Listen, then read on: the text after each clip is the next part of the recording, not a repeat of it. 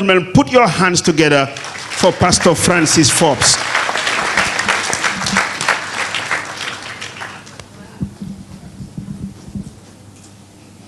He sounded like a pastor. And maybe I should make him one too. Good afternoon to you all, and let me assume all the standing protocols, but certainly to mention the presence of the Honorable Minister of Finance and our own ICC Chief Prosecutor. A couple of years ago, I traveled through Nairobi International Airport, and when the immigration took my passport, they said, Gambia. I said, yes. And then I said, Fatu Bomb Bensouda. Said, yes, she gives us a lot of trouble. Thank you, ma'am. And for those of you who don't know her, we who know her, her name is Bomb. And all the diplomats, my respects to you all. Thank you so much, TAF, and the lecturers of TAFLA. And from what I observed yesterday, I also want to thank Mrs. Tafunjai, because I hear she must be put in the picture. And to those of you graduating, congratulations to you all. After 1 year of hard work, for your commitment, for your patience, for your consistency, and for your trust. And I emphasize those four because whenever you are chosen to be part of something that's starting, especially when it doesn't have a precedent, you're really not sure what you're going to get, and you feel you're going to be made guinea pigs.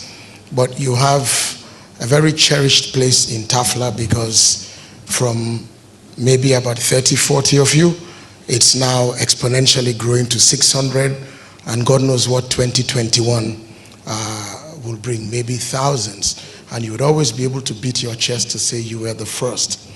But one of the reasons why I believe you trusted to join TAFLA and why you were brought on board was because of the person behind it. And that's Mr. Mustafa Njai TAF, because of his name, because of his character, because of his integrity, and because of his ability to deliver. And so you were not really bothered whether it was a scam. You will come at 10 and he will show up at 11:30. The lecturers would go and drink. Okay, it's being promoted, so let me not talk about it. Lest the brother man gets upset with me.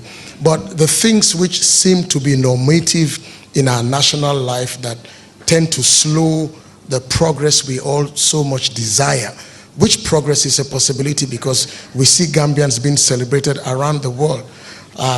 From Botswana to the Bahamas, from Singapore to all the nations of the world that I've traveled as a preacher, I always find Gambians. And I keep asking them, what are you doing here? You are fixing other places, whereas it looks like our place is not being fixed. Like somebody once said that a Gambian man married a non-Gambian woman. They lived abroad for a long time. And she met through him many, many astute, erudite Gambians.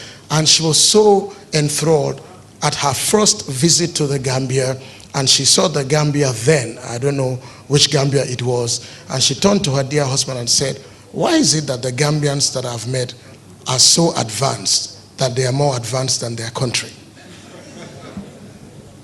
And so TAF, as we can see, has brought up this vision, and the vision in my heart finds a place in a scripture verse in the Bible, which I'll read. It says, a good name is better than precious ointment. Precious ointment is great, it's fantastic, it can cost $10,000, but it will expire.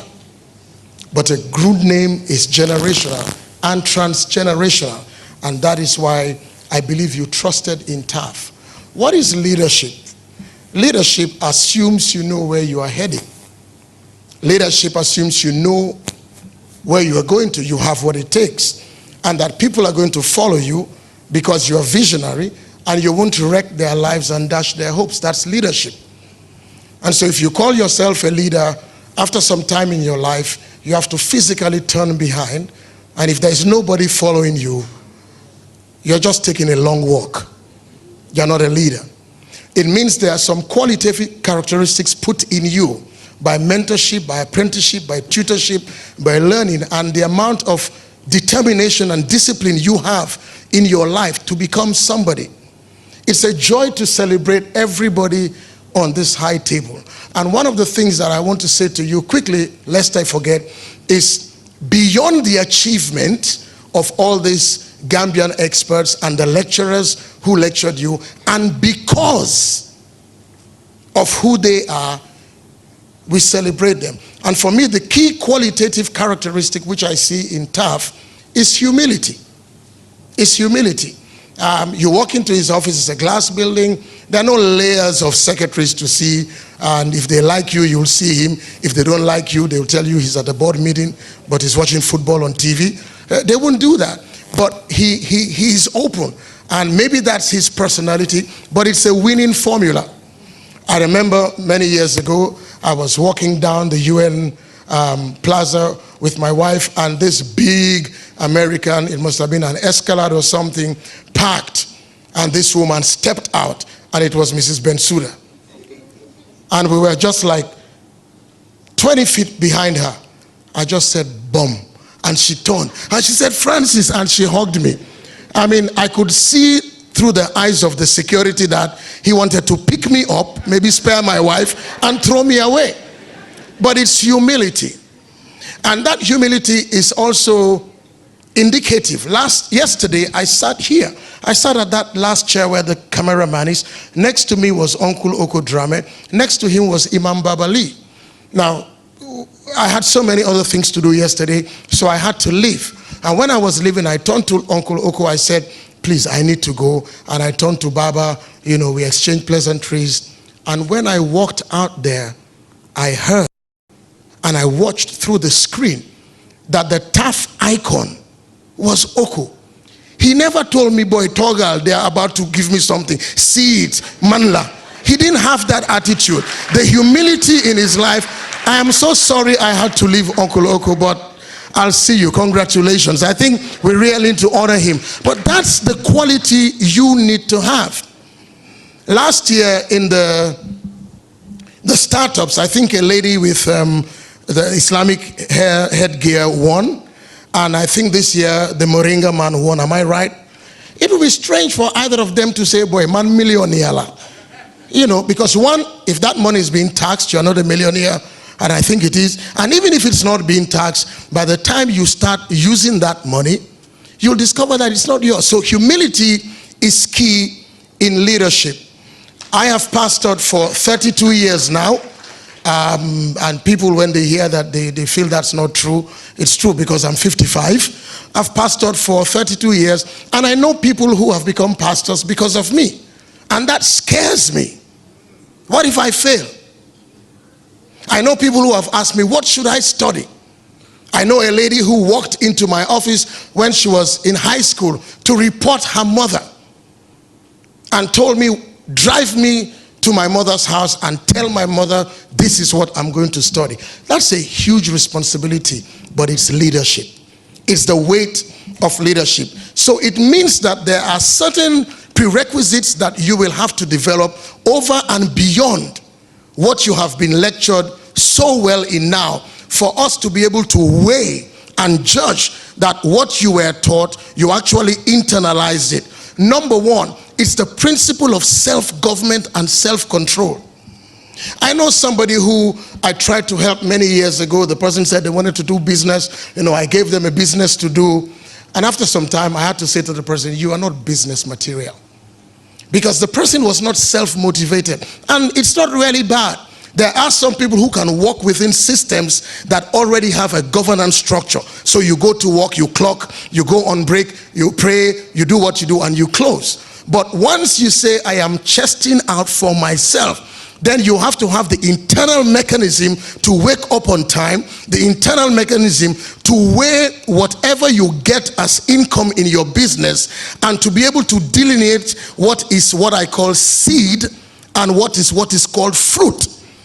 So if your first business after this graduation is $100,000, all of it is not for you to eat.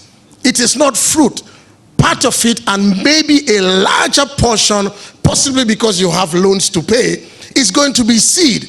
And when you sow that seed and plow it back into the business, you develop a dynamic of continuity for your business to expand. So you don't buy a car because it's a liability. And men, don't marry now or marry again now. And ladies, wait, all the jewels in Dubai will all be there. Have self-government. Be self-motivated. Be patient. Don't eat in the morning what you must eat in the night. Or don't sacrifice on the altar of the now and the pressures and the pleasures of today the long-term gains. When I started Abiding Word Ministries, November 5th, 1988, last century, I walked into an office, TAF. I wouldn't mention the office. I needed something, and it's bad enough when people look down upon you in a condescending manner. It's worse when they are sitting behind their desk and then they do their glasses like that. He looked at me and he said, "Are you not Forbes?" I said, "Yes. By the way, the surname is Forbes. Francis is the first name, so they got it the wrong way. But that's fine. I am Francis Forbes, not Forbes Francis." And he just said, "What do you think you'll ever do in this country? Why don't you get a job? Blah, blah, blah, blah." You know, I wasn't bothered.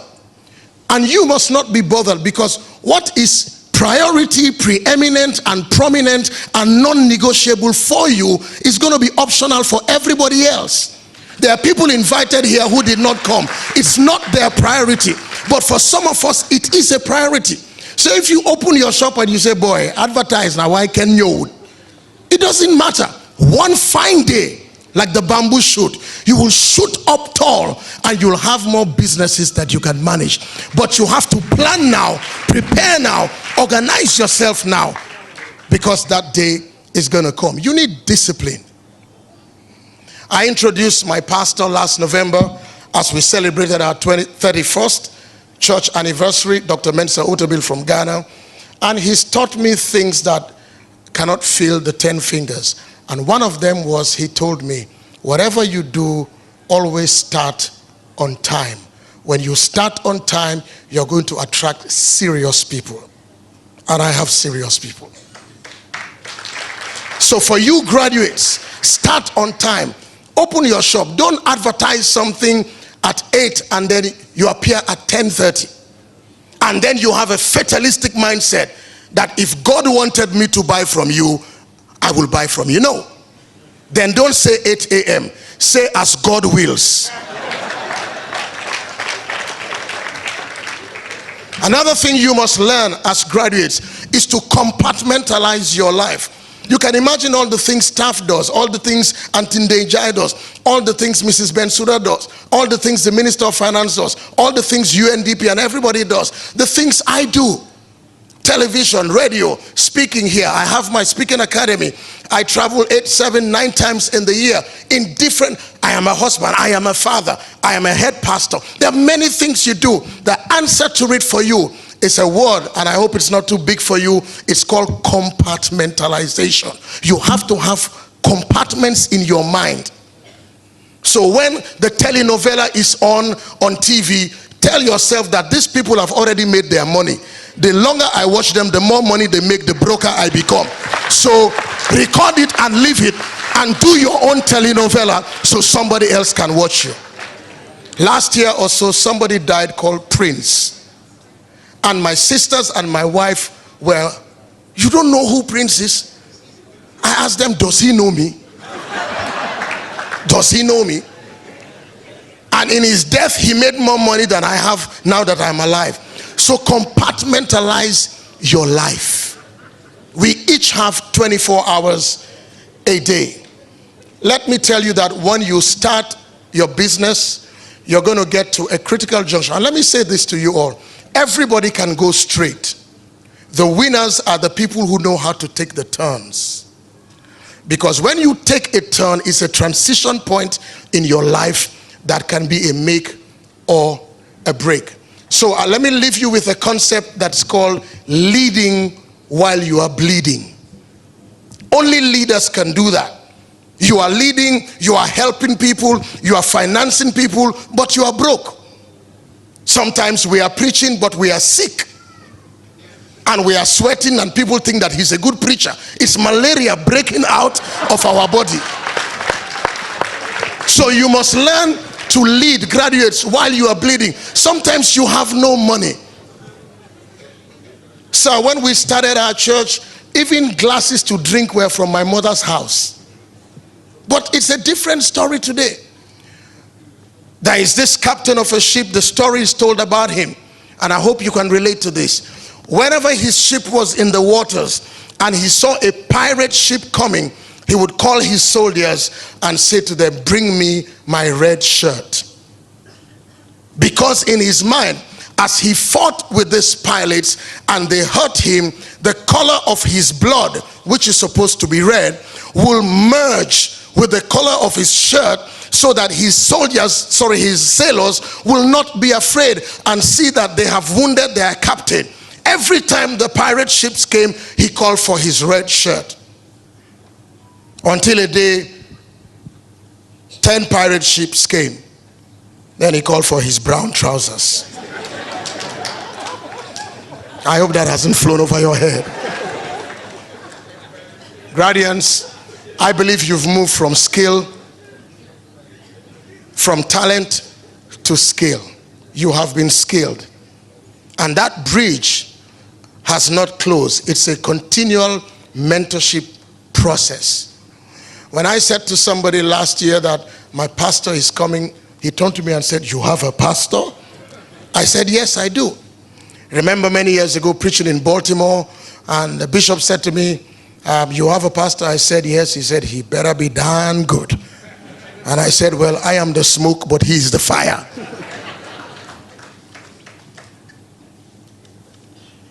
Continue the mentorship. Never arrive.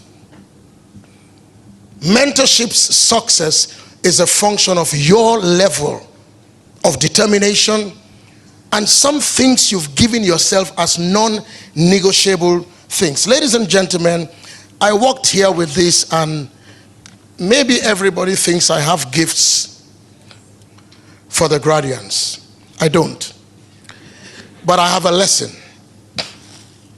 These are wristbands. These are wristbands. These are wristbands.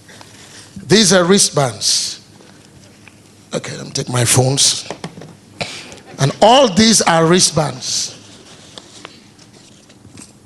Every year in our church, we have a theme for the church's year, and we print these wristbands in the US. And here they are, 1 year. Doc, can you help me? Can you look at this? What does it say? Manifested purpose. Are you sure? Manifested purpose. Look at the second word carefully after manifested. Poros. It says poros. We bought and printed all these in the US for the church just to find out that we made a mistake. For you, don't ever go telling people Bahnani, Nanko manage, or Nanko tipex. You add PBC. For those of you who don't understand, I'm saying don't ever go anywhere and tell them we'll manage with it, we'll T-Pex it, or put the Chinese cap and put a P. Here they are. 700. Cost us a lot of money. But in our thinking of excellence and qualitative service delivery, if it's not good for me, it is not good for you. We are not sending this to the children in the village who might want it and say, let's turn it inside out. Some of them glow in the night. But I've kept this, and every time TAF I have an opportunity to talk about this, I bring them out. You're looking at $750. So we had to print them all again and put the P.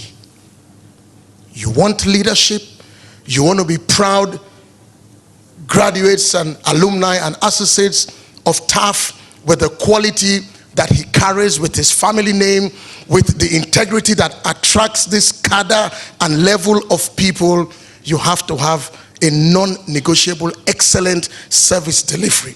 Ladies and gentlemen, if people come to your restaurant and they say there is a little hair, ladies' hair on the food, don't start arguing and fighting. You put it there, you know, put it there, you don't have the money, you can't pay me. No. While you are doing that, you may find that all the other people sitting there just get up and leave. Is it worth your fighting for one strand of hair at the expense of your reputation? Especially now that we have TripAdvisor. So here they are. We will never use them. Are you ready to pay that price? If you are in construction, you never know how great a Gambian building is until you want to lay carpets. They never fit at the corner. Because you tell them 92.5, they do 92, and they say, bah nani. Kendo kogis. But your gisngako, your hamgako, you know. But the joy today is just listening to the different interfaces, and you become the people who will help. We have things working for us in this country. I remember the first time I announced that a university was going to be built, I was excited.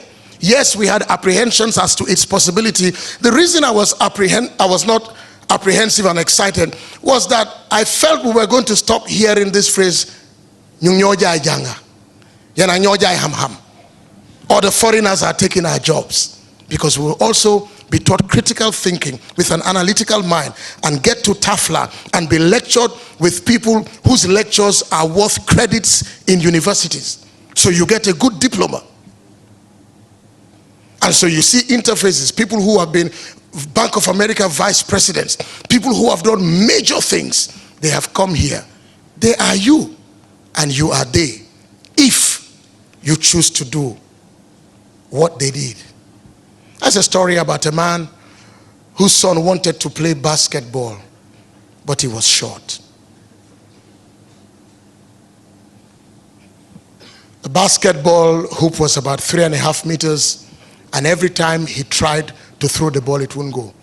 And he was frustrated. His father told him, "Don't worry, son, one day you'll get it." After many months, he runs into the house and says, "Daddy, I've done it, come and see." And he's shooting and he's dunking because he caught the pole short to his height. Many years ago, that was called affirmative action. It's not going to help you. You have to rise up to the bar. You have to be determined that nobody's going to give me a free meal. These lectures you've gotten from these people, listen to them over and over again. 10 years down the line, let us hear that Mr. Shola Mahoney was buying something and he was told it's all paid for. I said, "Who?" Said, "Sir, you won't remember me, but you lectured me at TAFLA." Do them proud.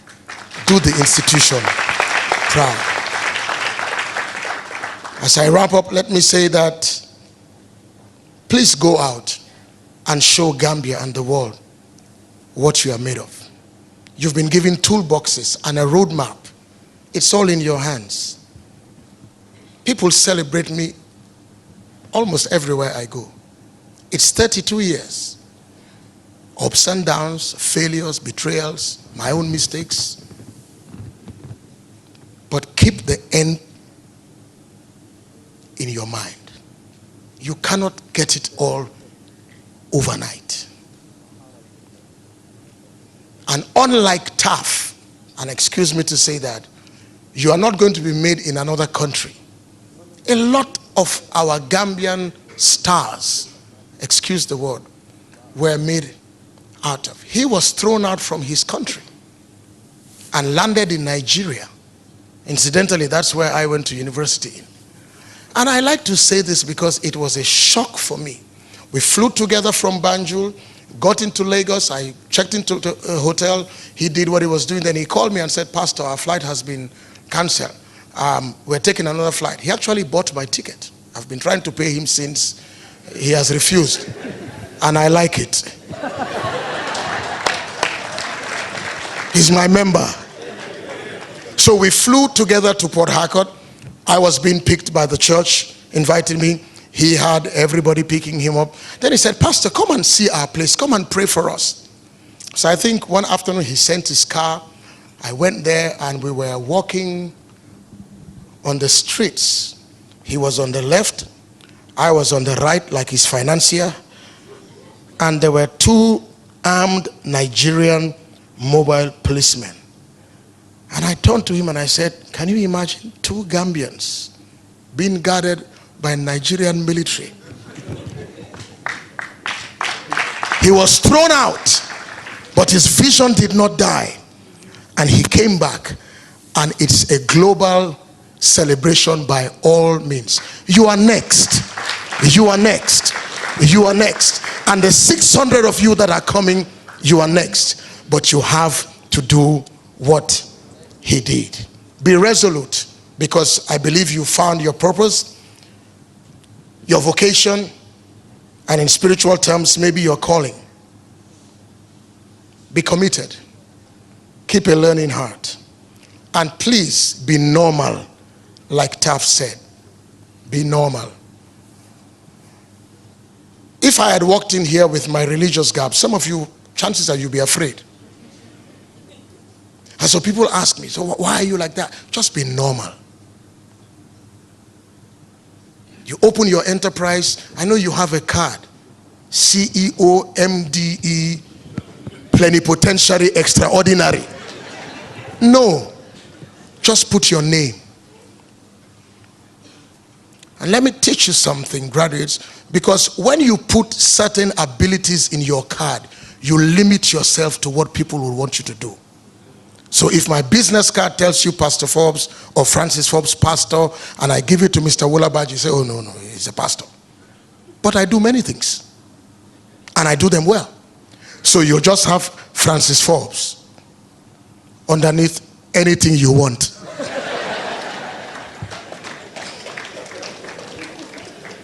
Ladies and gentlemen, as I end this afternoon, as you may have heard people say before, when you are actualizing your vision, graduates, go for the best.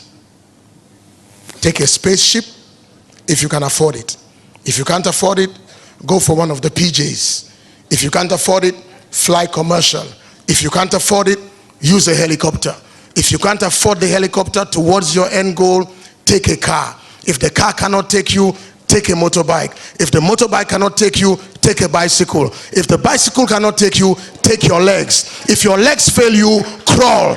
If you crawl, die. As long as you die in the direction of your vision, so they will write on your tombstone, he tried dying, she tried dying. As a graduate of TAFLA, as a graduate of TAF Leadership Academy, he or she tried dying. Ladies and gentlemen, God bless you. Happy New Year. That is my word to you. I love you all. Mwah!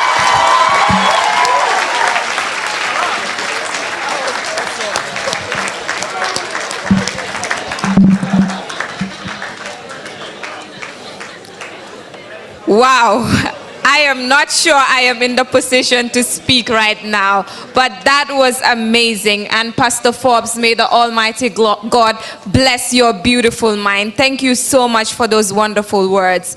Right up